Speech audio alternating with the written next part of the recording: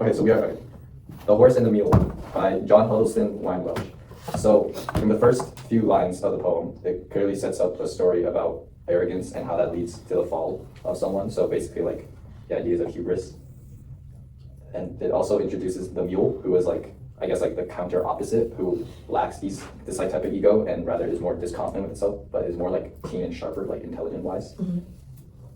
Well, I guess the horse also has some form of intelligence, I guess, because he knows he shouldn't really challenge, except the mule's like challenge to race on the mountain, right? He knows that it's a disadvantage for him, even though he still, I guess, goes on the mountain.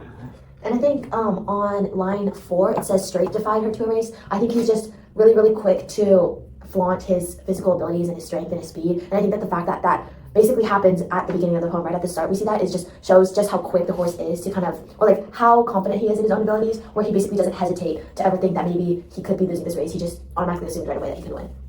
And I guess he just sees it as another opportunity to emerge victorious over other animals. I also want to note that the author, like, he really emphasizes the fact that the horse is proud. The first line is pampered steed, swiftness proud.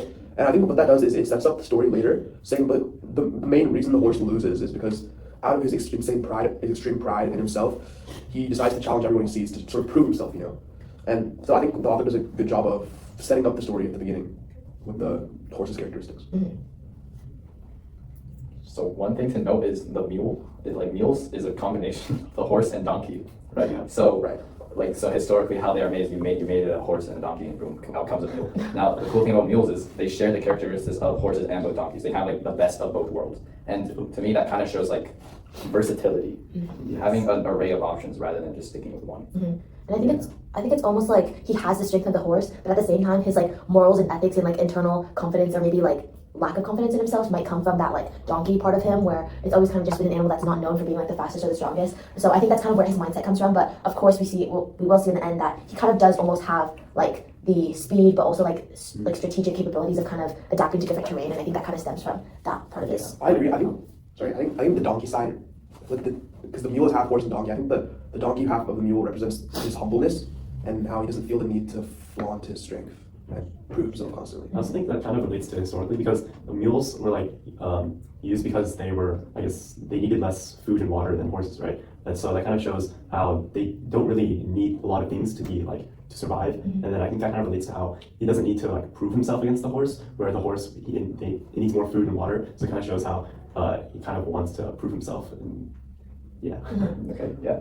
And I think like the following lines, like directly after, I guess we kind of go past the beginning a little bit. You hit the line where it's 8 and 9, where basically like the mule just offers a spot where they should run to or race to, and immediately the horse says no. And I think kind of something that we also discussed a little bit is how the horse might not have really had an opinion on where that rock was. It probably couldn't have mattered any less to him. But I think that the idea here was that he couldn't accept the fact that the mule could make a decision over him, and so right away he just like switches it up and he says, no, this tree is going to be where the finishing line is for our race. So I think it's less about where the rock in the tree is. I think this is just another example of how the horse not only does it need to prove itself physically, I think it's also just seeking to kind of have like that victorious dominance over the mule and like the decisions it can make.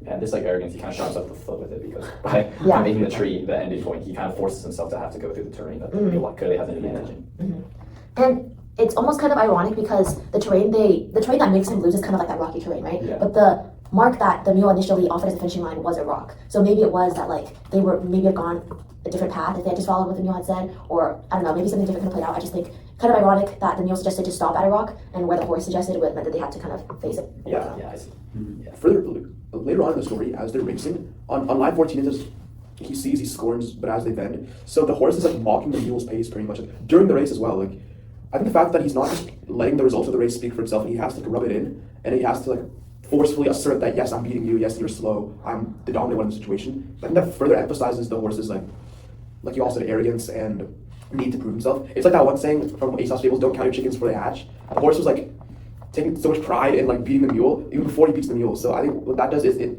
leads him to be overconfident, and which ends up letting the mule gain an upper hand. Mm-hmm.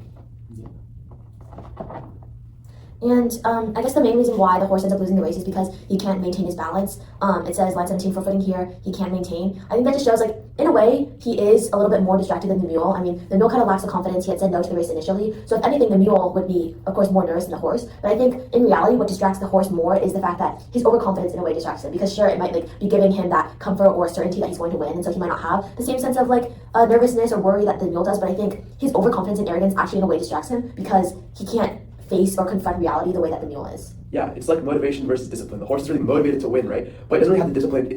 It thinks it's so much better that it doesn't need to do anything. It can just like try like very little and win the race. While the mule has discipline. The mule is consistent. The mule is navigating the rocky terrain very effectively. So I think this represents like the difference between motivation and discipline.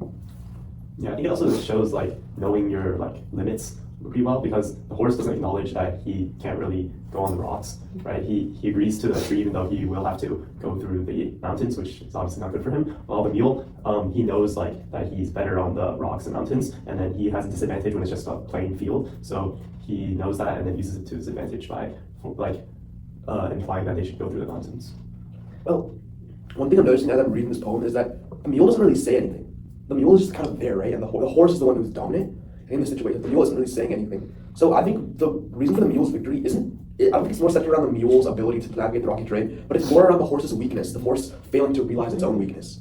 Yeah, we kind of like don't see much about the mule's strength actually. Yeah. We don't even like see, oh, like the mule was able to surpass him or anything because he was going so fast. We actually don't really hear much about the mule. We just hear about the horse's flaws and why he loses. And I think it's kind of interesting the way that the poem actually ends by saying slow and sure goes far at last on the line 25.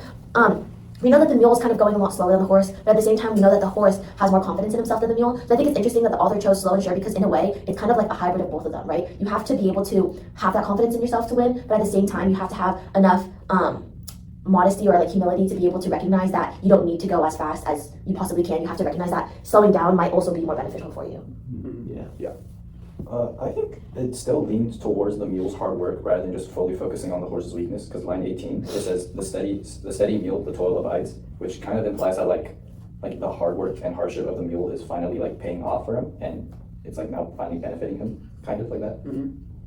Yeah, and I mean, maybe we can imply that the mule might be more familiar with this kind of terrain because the poem does open up with the horse saying that he roams the plains displaying his pride. So he's obviously spending more time in, like the greenery and the fields and things like that. While the mule might be somewhere a little bit more isolated, like maybe it is the rocky terrains or things like that. But of course, in the context of the poem, it actually pays off for him and proves that his ability to kind of maneuver those different environments and adapt to the circumstances kind of translates to the, I guess, pressure and uncertainty that comes with the race with the horse. Yeah, I think that's kind of also implied in line 19 where it says the mule skillfully slides down the hill, which kind of shows that probably the mule has done this before and then has experience in the mountains. And then, yeah, it shows how the mule knows to like experience everything that he can instead of just like maybe trying to specialize in one area like the horse on the plains. Okay, so this might be a stretch, but this reminds me of this one saying, "Jack of all trades, master of none." Right? So I think that the horse is. He's just trying to master everything. He's trying to like be good at running the plains, running in the mountains, be better than the mule. I think he just wants to like show that he's the best, right? Like we've established already, the horse trying to show he's the best.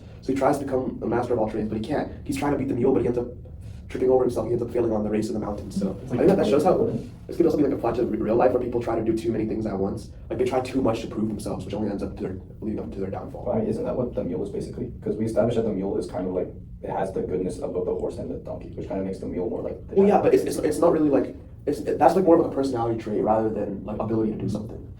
Yeah. I mean, I think that in a way, like the horse having the ability to kind of roam wherever he wants and kind of having that freedom. I mean, it's almost like why would he go in the rocky terrain where the mules live, But Yeah. for the mule, it's like that's where he's been his whole life. And sure, like as a mule, it might be more difficult for him to see that he's basically an animal that doesn't have maybe the same capabilities as a horse might. But I think in the context of this poem, we really see how eventually how like your perspective on that and your mindset with the hand that you're dealt, I suppose, kind of affects the outcome of the race. Yeah. Should we look at the structure of the poem itself rather than what the poem's about now? Yeah. Yes, Okay. sure. Scansion. So we've established that it's iambic tetrameter, and then now how this relates to the overall story, we believe, is that because the scansion stays constant throughout the entire poem, there's no change at all. It kind of reflects like having a steady like a steady pace in life rather than rushing too fast, which reflects more the mule rather than the horse. Because in the race, the horse just kind of zooms by, and then without thinking, he kind of gets stopped at the rocky terrain. But the mule takes his time, moves slowly through the course, and skillfully goes down the mountain. It's like a linear versus logarithmic. Yeah. Yeah. Yeah, like consistency, Yeah.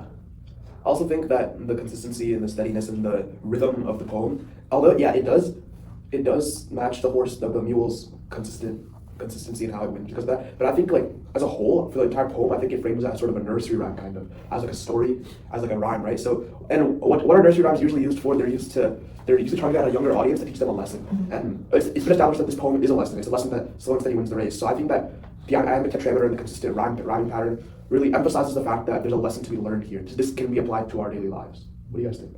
Yeah. I agree. And I think like the tempo and like the consistency, also like kind of going back to what we were saying before, kind of shows how like the mule is kind of able to remain somewhat relatively unaffected. He doesn't allow his like fear or his nervousness to really take over. And I think that also translates to like the horse, right? He's running at this pace, at this tempo, and like eventually it's really what falls on him, and that's what causes him to lose. But at the same time, I do think like the tempo in a way follows more the mule's consistency with his like confidence in a way and ability, and how that eventually just ties into how he wins in the end. Yeah, I think this consistency is also kind of shown in the rhyme structure where we have a pretty standard rhyming couplets. But I think what's interesting is that it does change once in the poem, where from lines 9 to 11, it becomes like a 3-line rhyme. But then where it's like A, A, B, B, C, C, D, D, D. But then when it goes to the next like pattern where it's A, A, B, B, C, C, there's actually only 2 Ds. So I think it kind of shows how since in the first part, the horse is kind of like all arrogant about how he's going to easily beat the mule. But in the second part, he realizes that on the mountains, his swiftness doesn't really matter. So I think kind of shows like he loses his confidence, which is that extra D. And I think, yeah, like I agree. And I think this also kind of ties into maybe like the tempo and the rhythm, almost like the speed of the poem itself. So if we look at like the beginning when you have A, B, B, C, C, D, D, D, it's almost like for that last rhyme structure, or you kind of have to keep reading and it kind of almost like drags it on a little bit. And then by like the next, was this the next stanza? Or just like later in the poem, when it switches to A, B, B, C, C, D, D, it kind of almost goes faster. Like the rhyme almost like cuts itself short. And I think that kind of translates to how the horse is kind of growing frantic, flustered, a little bit worried. It's becoming a little bit more chaotic for him than he expected. And I think this just kind of shows how like you can't really have that similar flow and that confidence. And how later in the poem, once you realize you start losing, you're kind of just making these short, rash decisions that you don't really have time to think about in the moment. And I think that's kind of also like another way you can translate to the rhyme structure. I was kind of thinking like the sudden change in rhyming pattern kind of reflects the sudden change in the terrain of the racecourse for the horse, because like when me and Kyle was initially reading the poem trying to find the rhyming pattern, we were getting really stumped and stuck that like, well, why is this so different? Why is it missing a D? And that kind of like reflects how like when the horse was racing and he reached the mountain, he was like, bro, how do I get past this? Yeah. And then like, yeah. Yeah, I agree. Okay, should we go into Milk of Morning? Should we start a new video or keep it this one? I can just cut it. 18 minutes. Yeah, okay. Yes, Actually, we're fine. Wait, yeah, it's fine.